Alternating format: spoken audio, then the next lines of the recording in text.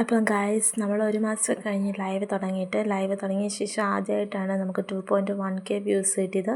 അപ്പോൾ എല്ലാവർക്കും ഒരുപാട് താങ്ക്സ് ഉണ്ട്. നമ്മൾക്ക് 2.1K കിട്ടിയ ലൈവ് വീഡിയോ ആണ് കാണിക്കുന്നത്.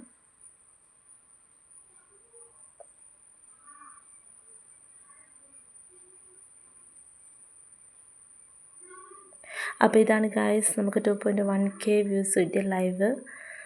അപ്പം സപ്പോർട്ട് ചെയ്ത എല്ലാവർക്കും ഒരുപാട് താങ്ക്സ് ഉണ്ട്.